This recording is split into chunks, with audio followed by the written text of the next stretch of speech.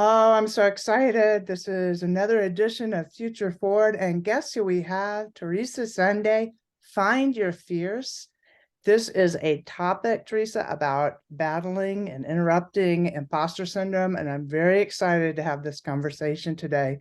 So we're going to get started and talk with Teresa a little bit. And I also wanted to go just a little bit over your background. You're a strategic HR executive, you're a thought leader, very passionate about equity, healthy workplace and culture, and just building inclusive strategies for people. These are all very important topics of today.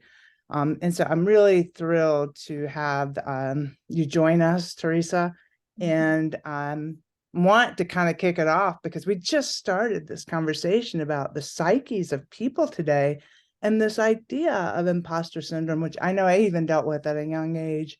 I talk about in my book, All That I Am Now That I Know, and given strategies, but I think it's such a relevant topic, and this idea that our psyches today are so bruised. And so I would just open up with you and let you share a little bit about what motivated you to even write this book, and talk a little bit about your background.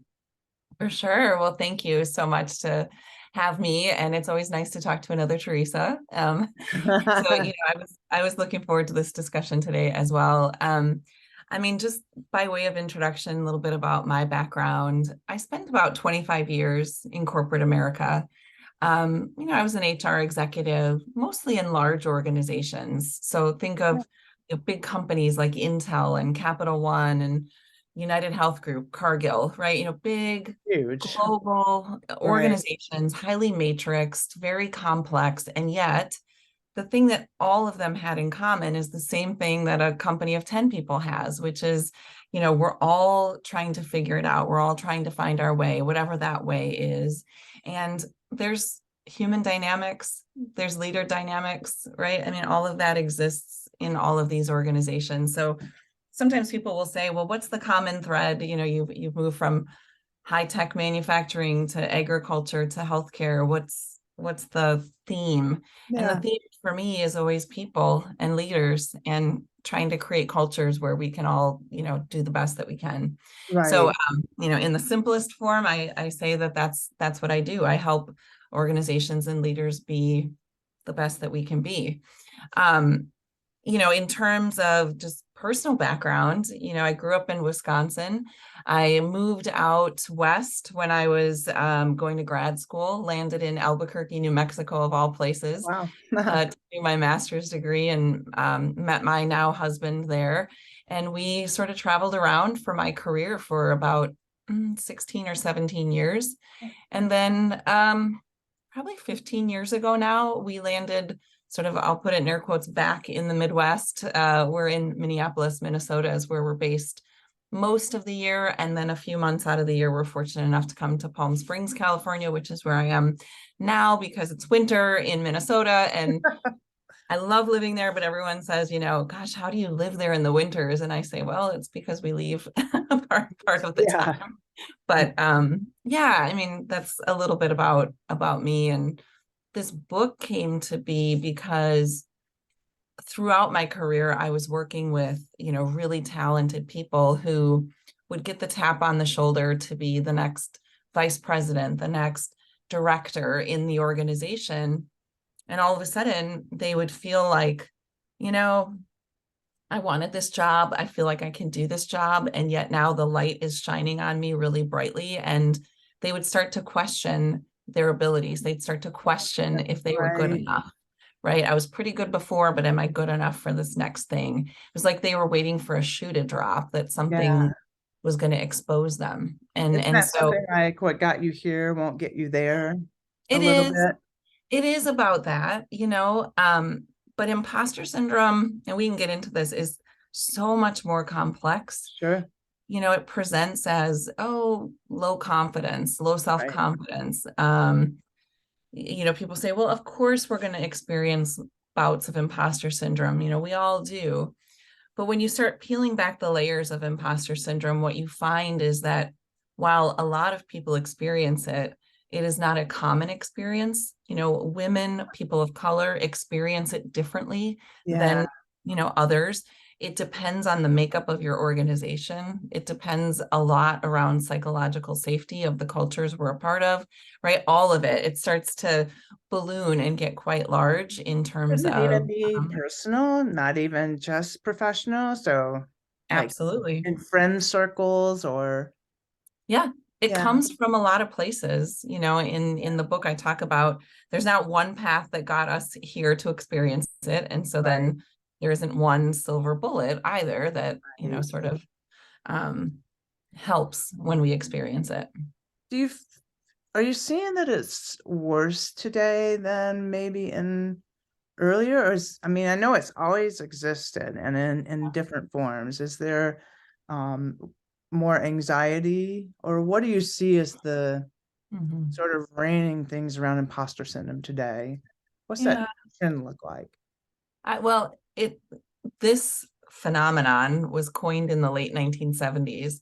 So Yeah. it's been around for a long time. I think what's maybe different is that we're talking about things more. Very good Organizations point. are actually bringing out support for employees, for our mental health, our mental well-being.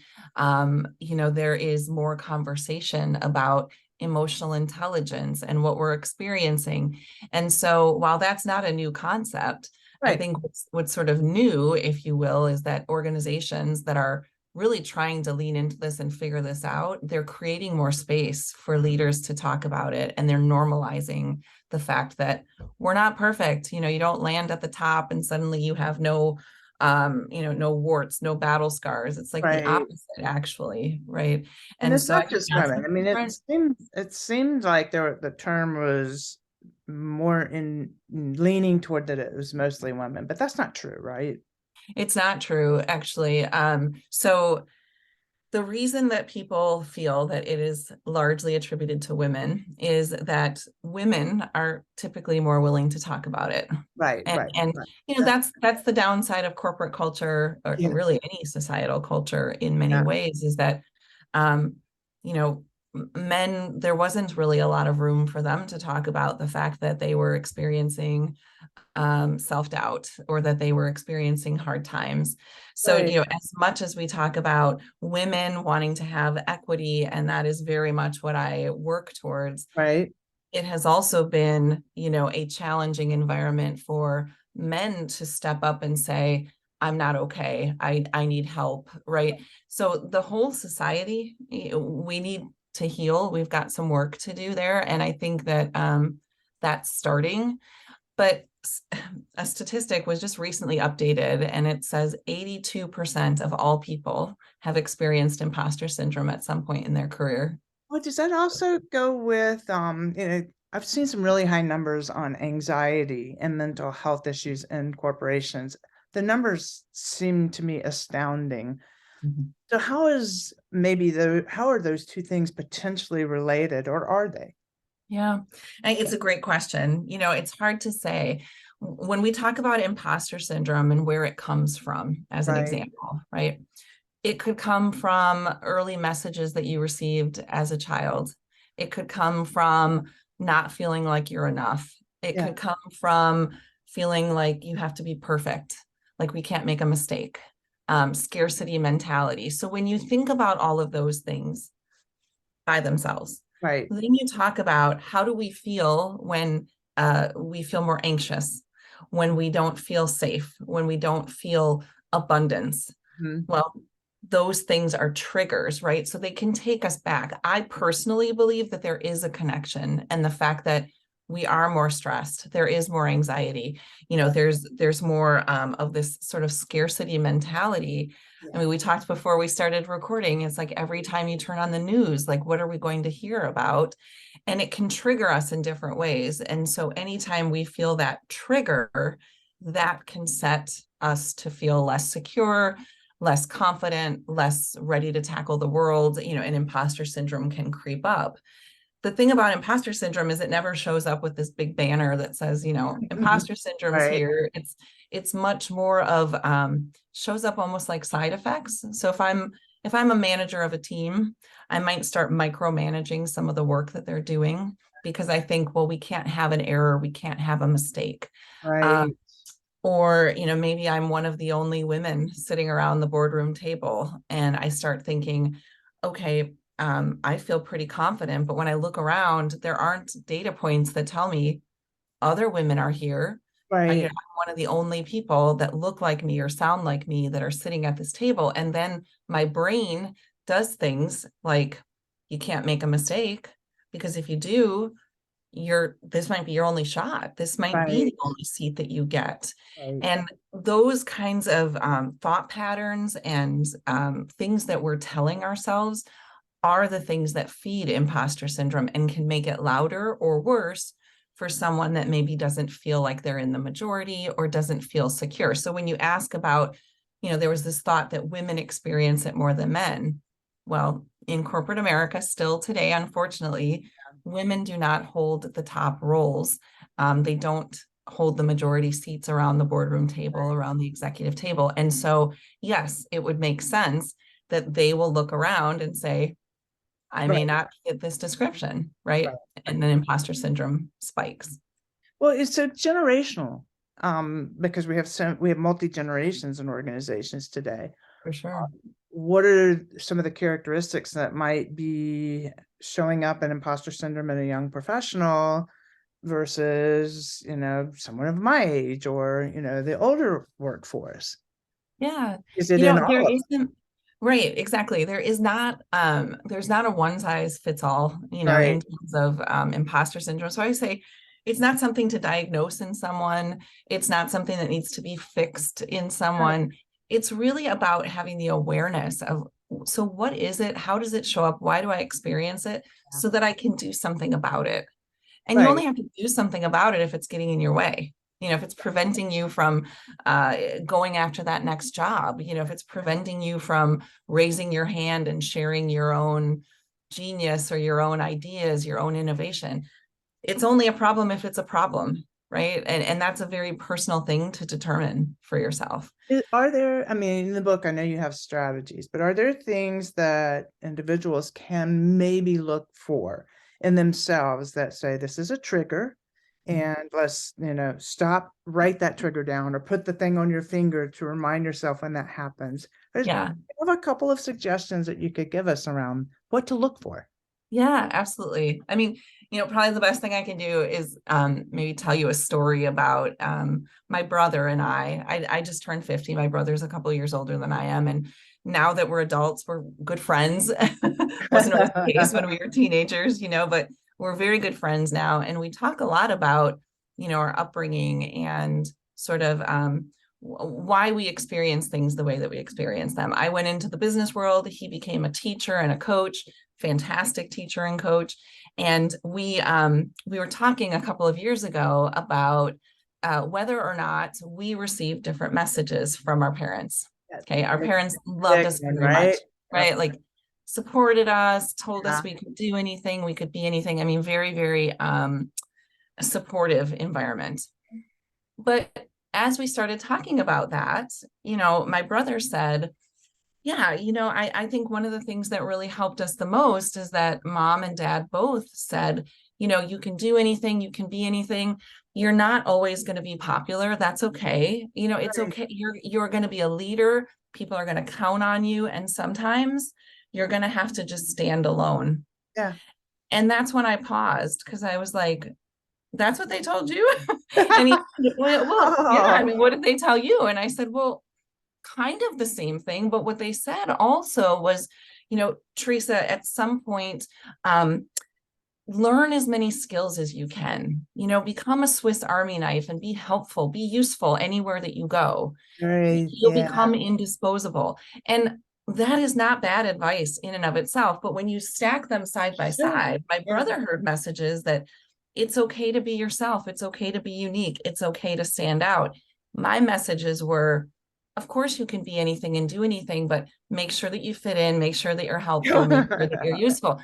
And so now, you think, okay, well, what's the big deal? Sometimes we tell people different messages, but you fast forward through, another 30, 40 years, when I would look back in my corporate career, I'd look back on a project that didn't go well, something that we could have done better. My first question is always, oh my gosh, could I have done more? You know, Right. maybe I should have worked harder.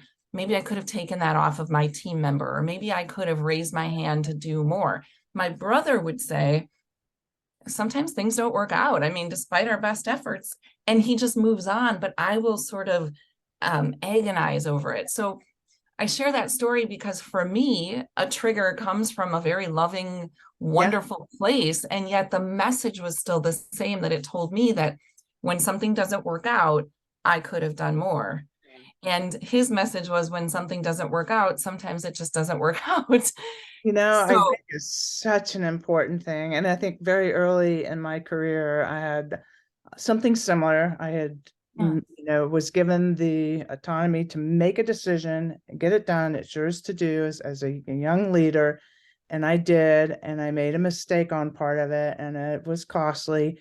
And I couldn't let it go. And the CEO pulled me in a room one day and just said, I'm going to give you the best advice I can ever give you. Let it go. I'm not Mhm. thinking about it. Why are you thinking about it? And it just floored me. So I think it's such good advice, and it's hard. Yeah. I think people that care probably do hold on to having that ownership to want to figure out what could I have done more or better. But in Yeah. reality, if you let it impact you in the way you're saying, it could also hold you back. Well, and there are some, I'll call it tangential factors Right, that go together. Like, again, I'm going to stereotype a little bit here, but data would say that women tend to have higher levels of emotional intelligence. right. When we have higher levels of self-awareness, emotional intelligence, we are looking to the external world for validation points, for Yes, data good point. points that tell us that we are okay. Yeah. And men will tend to have more intrinsic or more internal validation points, where they say, did I do my best? Did I work as hard as I possibly could? Sometimes we make mistakes. And so they are internalizing their successes. So when you asked, what is some advice? How do we let it go? Because if it were easy, we would do it, right? I mean, it's just not that Absolutely. easy to say, oh, don't worry about it, Teresa, just like let it roll off your shoulders. Because we are either conditioned, or it runs quite deep as to why we feel this sense of ownership, this sense of responsibility, that we can't let something go. So it's not as easy as just saying, let it Right, go. right. So, what I always recommend you do is that you look at those external data points and you say, okay, what are they telling me? Then you look at your internal data points and you say, what do I know to be true about my work ethic, about my knowledge base, Yeah. about my ability to make decisions? Because often our brain tells us lies. It just I know. does. It's That's not always such a kind to good us. point. So you Right. have to look at those objective data points to say what's actually true here, Yeah. versus maybe what we're ruminating on. And we're saying, we're telling ourselves, gosh, I should have known better. I should have done this. The shoulds are not our friends. I mean, like, you got to retrain your brain on the should language for sure. And as our culture here in this country, I mean, we want quick, Uh, changes. And it's like it takes 90 days to change and add a new habit to rewire your brain, at least 90 days. So yes. how do you tell your, sort of clientele, Mm. what actions do you share with them that maybe will help them, just to give people that potentially don't have the means for a coach or haven't had a coach yet? What could they do today to maybe Yeah. start rewiring that brain? Absolutely. Well, I mean, you said it, right? It takes patterns, it takes discipline, and it takes practice. So, all through the book, just as a side note, I have 40 different exercises that are peppered all through the book. Right. And the reason that I did that is because you're right. I mean, number one, we don't all need 40 exercises. We might need one, we might need Yeah. two, we might need five. So there's a variety, and those exercises come from coaching and working with leaders and up and coming talent for 25 years. You learn from them what helped them overcome imposter syndrome, what helped them rewrite those neural pathways, Yeah. what really helped them start to get a stronger understanding of their own power, their own ability to be successful. So the exercises are very much divided into two different categories. There's what I would call short-term or reactive exercises. So like in the moment when our brain says, you're not that good, or, you could have worked a little bit harder. One of my favorite things is just to ask yourself, get in the habit when a negative thought pops in, to get in the habit of just asking yourself, what if that's not true? Very What if, good question. what if it's not true that I needed to work harder? What if it's not true that I could have avoided something? What Right. if it's not true that I made a dumb decision or a bad decision? Wonderful question. Yeah. That is the equivalent in our brains of hitting pause Yeah. and just walking away for a minute and saying, what else is possible? So let me ask you this, not to interrupt that, because you're on a Yeah, great train, but no, it's great. sometimes individuals can't express the thought, but they can express what I feel. Mhm. So how would you take that same strategy and like you're potentially in a meeting or somewhere, but you have this feeling, you just know it's so uncomfortable or whatever that feeling might be. Yeah. Is there something you can share that maybe helps identify that feeling belongs to the imposter syndrome and let's put this action in place? Yeah, absolutely. I mean, part of it is when I'm sitting there and I feel uncomfortable, right? You have to tune in and become aware. Yeah. You can't just stuff it down and ignore it and say that's not happening, right? Right. So again, side note, not to take it all back to the book, but because this is such a complex topic, Yeah. everything that I talk about in the book around imposter syndrome is divided into what I call the framework. So Okay. it's FRAIM. There's an acronym in the middle, AIM, right? Framework. Yeah. The A is awareness. So the first step really is tuning in and saying, okay, I feel uncomfortable and I don't know why. Yeah. So in the middle of a meeting, you're not going to sit down and journal. You're Right. not Right. going to throw yourself off.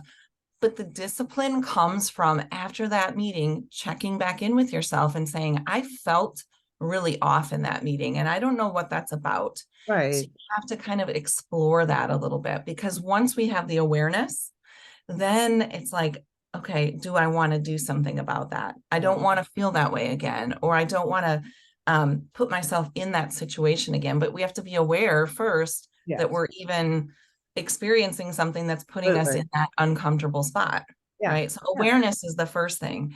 Then the second part of AIM is interruption. So now Mm. I'm in the meeting. I know I'm feeling uncomfortable and I have to interrupt these thoughts. I have to interrupt this discomfort, or else I'm going to go down this rabbit hole that's not going to serve me very well. So Right. there are strategies you can do to interrupt, like, okay, I feel really uncomfortable. Now I've got this voice in my head that's saying, who do you think you are? You're going to be found out. You're not that smart. Yeah. You made a mistake last week. Maybe you shouldn't offer up an idea this week, right? And this rumination is going on in your brain, and you have to interrupt it and just say, hang on a second, what if that's not true? What if I'm the only one that has the idea that's going to shake this entire company loose? Right. What if I'm the only one that is uniquely positioned to solve this problem? Right. What if they expect me to take a risk? Like you gotta shake it and sort of like do the thing that you don't want to do in the moment. It's Right. almost like go to the opposite extreme. Right. I don't want to stand up right now, so maybe I need to stand up right now. I mean, that is like kind of Great. the Great opposite. advice. There's tension. Yeah. Then the M part of framework is called momentum, and that's the longer term work. So now you're out of the meeting, you're out of that situation, whatever it was that made you feel uncomfortable. You have to have some discipline and some approaches to go back and reflect so that you deepen your awareness. Right. You come up with the interruption techniques that work for you. And then the momentum work is continually going in the background, which is tuning into, you know what? I don't accept this. I am Right. going to change the way I think about this situation. And that's the deeper work. That's the work that's harder to do. Sure. And yet that's the work that builds the strong foundation so that we're not just constantly putting a band-aid on things, right? Which is the interruption techniques. I mean, those are also foundational things to leadership, self-awareness being the number one, 100%. right? So I think if you make the conscious decision whether you think you're dealing with imposter syndrome or not, to frame your personal journey, it would only benefit you, right? Absolutely. Absolutely. Yeah. Well, and your story about, the first of all, it was earlier in your career. You had a mentor, a senior Very leader lucky. that was Yes, in a position of power that right. came to you and said, look, whether these words came out of his mouth or not, right? I care about you. I don't want to see you go down this rabbit hole. I knew that from him. That's true. Yeah, Yeah, and so that is a great example of he created safety. He created an environment where it was okay to make a mistake. And in fact, he took it a step further, laid down the gauntlet and said, I actually expect you to let it go. yeah, yeah, yeah. Like, And I expect mistakes. correct. Everybody's not going to make them, right?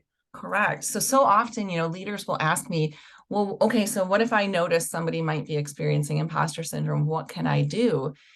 Like I said before, it's not about diagnosing someone else or saying, oh, I think you're having imposter syndrome.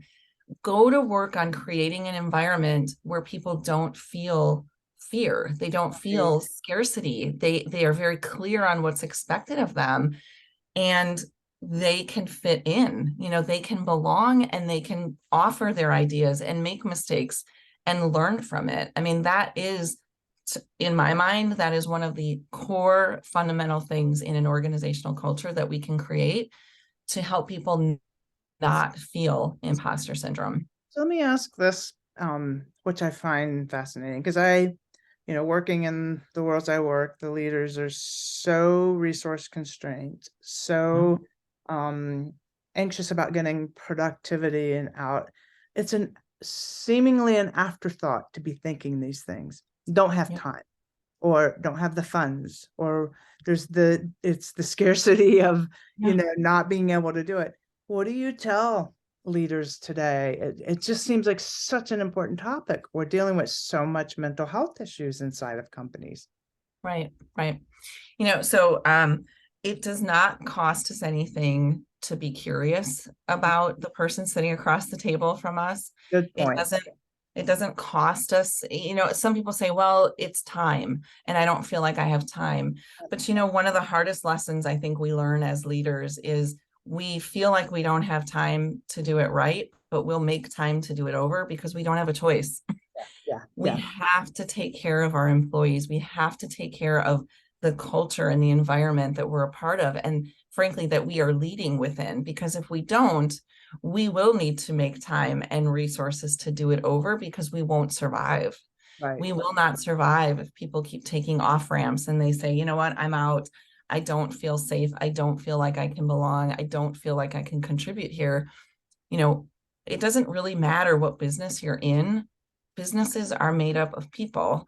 We need people. And yes, people's jobs are changing, and, AI and machine learning and things like that are changing the work that we did, Yes, but we still need people do. to, Right. to provide the intelligence that informs the AI. All of these things are interconnected. And so the common denominator from my perspective, at least for our lifetimes, I is totally. going to be people. And the work that we do, which is innovation and development, and really looking at the future of companies and building that resilience. If you don't have a culture of creativity and innovation, you're not going to get a darn thing out the door that's new and exciting to your customers. It's just not going to happen. You're not even having the right conversations with your customers to be able to figure out what you need to be creating, because everybody's so nervous about what's happening today. Yeah. Well, and, you know, I think the work that I've done, in corporate America, big companies, is always sort of compartmentalized, right? It's like, oh, that's HR. Oh, that's leadership. Oh, that's, Yes. strategy. And now that I'm out on my own, I do executive coaching, I do strategy work, leadership development. It's about integrating those things. So Yes. if you're getting ready to do a big strategy session and you're saying, what are the things that we need for the next year to be successful? Then build these conversations into those conversations. It's a means to an end. It's not something additional. I have to find resources. I have to find hours in my day to do it. Build it into the work that you're going to do anyway, Yeah. and make it a priority in the context of your business strategy. I mean, our people strategies should exist to advance our business strategies. That's why we want to do this work. I Which mean, is, we're not, we're not here just for the fun of it. I mean, we're all running businesses, and you can't lose sight of that 100%. And until we don't need people to do that, yeah, people are one of the resources, one of the key resources to help us experience our business success. So the more successful leaders that I'm seeing today that are finding ways to build this in, they are integrating it into their business processes. They are integrating it into their planning and their strategy processes. It's not something extra that we have to find extra dollars, extra minutes to do. Require a budget to do this. Yeah. Correct. Yeah. Correct. Yeah. And are there a couple of key strategies that or things that have worked for them, methodologies or something that you've seen really work well, that make it creative and fun even? Yeah. Yeah. I mean, a big part of it is most business leaders really do enjoy talking about a future state where we're successful. That's true. Right.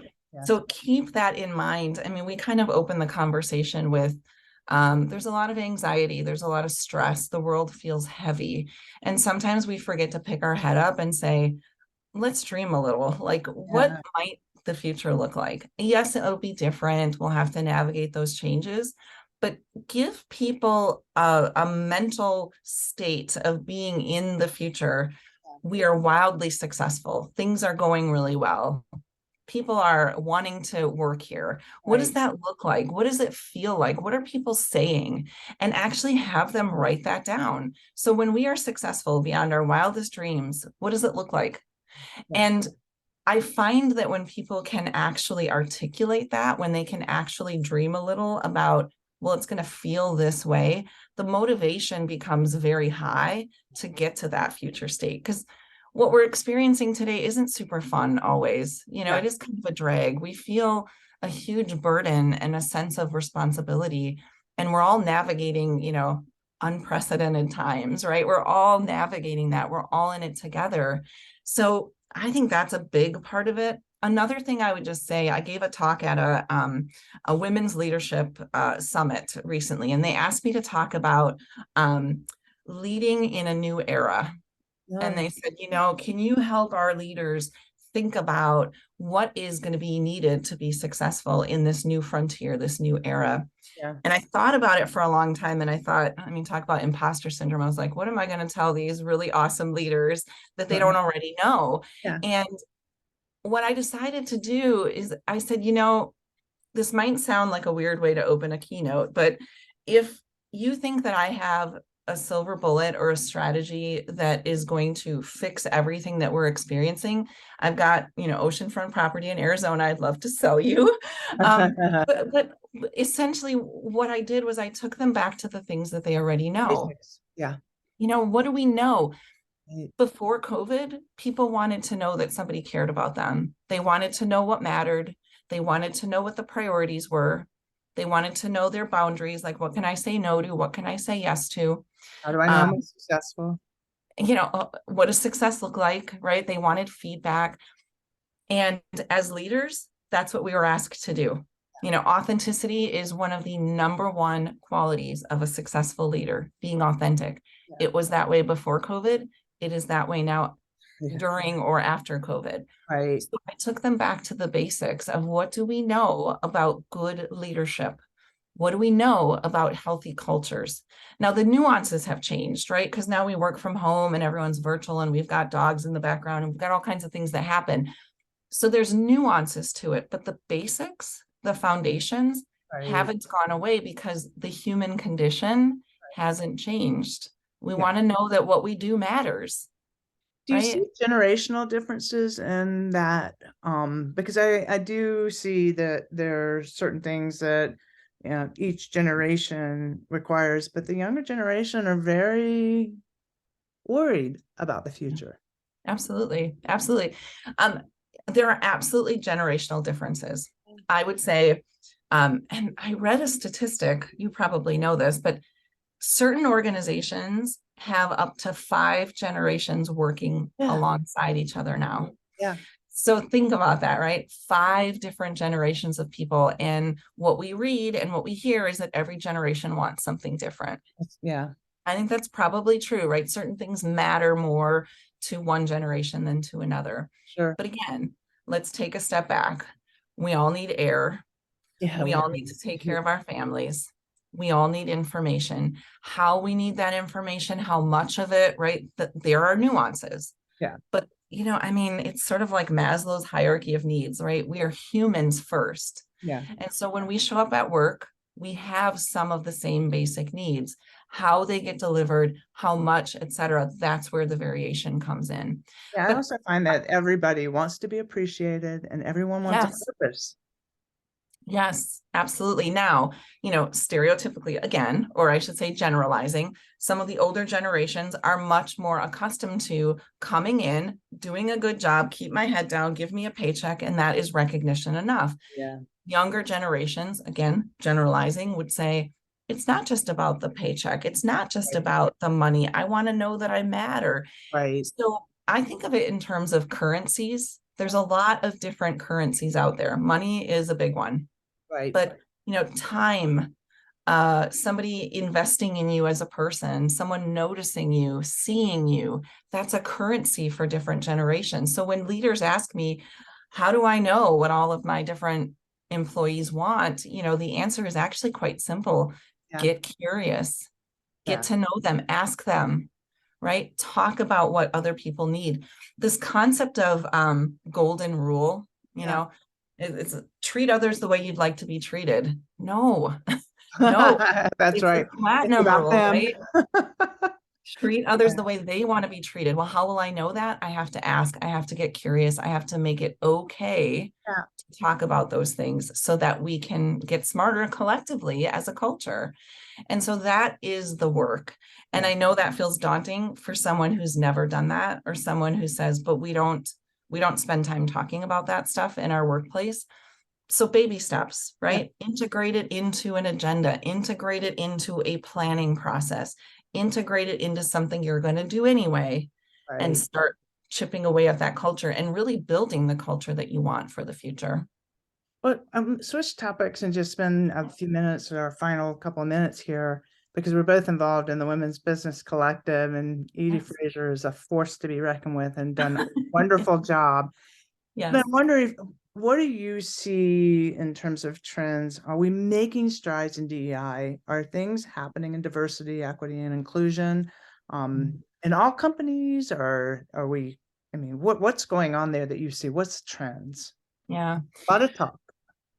A lot of talk. I kind of boil it down to effort versus outcome. Yeah. A couple of years ago now, but I think it was like 2015, 2016 at the World Economic Forum, there was a survey that was pushed out to executives, male and female executives. And the question was very simple. It was, in terms of women's progress and advancement, are you seeing a lot of forward movement? Right. And something like 75% of the men who responded said yes. And Mhm. 70 to 75% of the women that responded said no. And they got really curious about that because they're Yeah. like, okay, same levels in the company, same tenure, things like that. Why is it that these two groups are having such a different experience that they would answer the same question so differently? And it came down to effort versus outcome. So, men were measuring the yardstick they used to answer that question was, am I seeing a lot of action? Am I Yeah. seeing a lot of activity? Yeah. It's like, yes, we have the Women's Business Collective, we have women's leadership summits, we have ERGs, we have specialized things to talk about DEI. We have DEI positions in companies that we Right. didn't have 5-10 years ago. Women were saying yes, and do I see more women in C-suite positions? Do I see more women around the boardroom? Looking Do at I the see actual more women numbers. Metrics. leaders? Yes. And so, effort Yeah. versus outcome. And I believe that, we still have a long way to go to really focus on impacting that outcome, not just the activity. I so often get called into organizations to speak to a women's ERG. And the experience, sadly, is very common. And this is true for women, it's true for Yeah. people of color, but they're the ones running the program. They're the ones trying to find the resources to duct tape and bubble gum these programs together. They're the ones saying, oh, we don't have a budget for that, but could you come in? Maybe you can sell some books. And it just breaks my heart because there is movement and action, but it's not, we're not putting our money where our mouth is. Right. So we have to impact that. We have to start actually moving the needle and looking at the outcomes, not just all the work, which, by the way, is being done by the groups that we're trying to advance. And that's a tax on them. And that is a tax. So one question, and I may be opening up a whole another box of topics. We'll do another podcast. Yes. So maybe have to follow up on this one. I'd love it. Yeah. Well, so how might imposter syndrome be affecting women or people of color or whatever the role is, holding our own selves back? Is that possible? Could we be doing more to put ourselves out front and try to find our fears? Yeah. The short answer is sure, probably, right? I mean, we all at different times may have done something to self-sabotage ourselves or to not put ourselves out there. But there's recently been this push, and a couple of articles, Harvard Business Review did one that said, stop telling women that they have imposter syndrome, right? Stop labeling them. And I love that article. People are like, ooh, I bet you're going to be upset about this article. I'm like, no, I love the article because it's 100% correct. Right. So 82% of all people experience imposter syndrome. Yeah. Men, women, people of color, it doesn't matter. It doesn't matter your socioeconomic background. What's different is when we experience it, how acutely we experience it, and if the environment is there to support us coming out of that, there you go, that we experience, right? And if I look around and I see a lot of people and a lot of data points that I am just fine, I'm going to be fine, we're all going to be fine, I might experience it, but it's not as deep and it's not for as long. But women and people of color, especially as we're climbing the corporate ladder, if we don't have examples of people, or the culture, I mean, because I think you're bringing it correct. up. We're not surrounded with the culture that is instituting that we want to have fair and equitable opportunities for everyone. Yeah.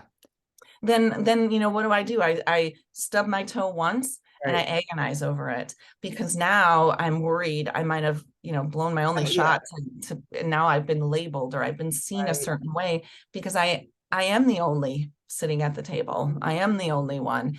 And the other thing about this, and yes, it probably is a whole nother podcast, but when we feel that way, we also carry the responsibility of other people like us because we are very aware. I am very aware when I show up and I'm the only woman or, I have, friends, Black people, Hispanic people, it doesn't matter, right? Like when they're the only ones sitting at the table, they feel a burden and a tax to be like, not only do I have to do well, but I have to do well because I'm the only one like me. And it's like I'm representing, other people. And no, it doesn't make white men bad or wrong. That's not what my messaging is, right? But it's important to understand that we're not all having the same experience. Right. We are not all interpreting and having the same experience. And that's why when we ask questions about advancement or progress, white men in particular, they're seeing a lot of activity and they're like, this is good, right? Well, it's the first step, but it's not enough. And so that's the bridge that I think we have to really kind of close the gap, if you will, so that people are having a more common, equitable experience. And that's where we've got just a ton of progress to make, Excellent. I mean, excellent feedback. Could you offer one suggestion to kind of start closing that gap before we finalize our discussion? Yeah, I mean, I think it's just to, like I said, pause and be aware, and just check in, like, what is the experience people are having? And frankly, we can all do that, right? I get frustrated sometimes where I'm like, how do you not know that I'm having this experience? But it's like, they don't, because that's not their reality. So pausing for a moment, understanding everyone's reality, and then saying, let's have a conversation about how our realities are different. Yeah. And is that the reality that we want people around the table to be experiencing? And if the answer is no, and most leaders that I work with, when they get the aha that, oh, this is not a great experience for you, they don't want to perpetuate that. Now, they might not know what to do, right? And they might need to be vulnerable and say, let me get curious. Let me ask this question. I need help. Yeah. If we can do that, then I think we can move forward. It's when we keep our heads down, we put up the blinders and we say, oh, I'm sure it's fine. It's fine for me. It must be fine for you. That's where progress just doesn't happen. We don't move forward. So I think it goes back to curiosity, get curious about Love what it. other people are experiencing. Awesome. Well, listen, Teresa, without an H like me, Yes. thank you very much. We'll make sure that links are in the bio when we post everything. And I just really appreciate the conversation. I think it's very timely, Oh, having oh, this discussion. thank you for having me. And I know we joked about it, but this conversation, weaves a lot of different places. So if there would be a value, to have an additional conversation, I would welcome it. Absolutely. I Helping think we could probably mankind. speak hours on about each single one of your topics, including your 40s strategies in the book. Well, So I my guess we'll just pleasure. tell everyone to frame, aim, Yes. and we'll make sure that they have information about it, and I'll follow up with you. Thank you so much. Thank you, Teresa.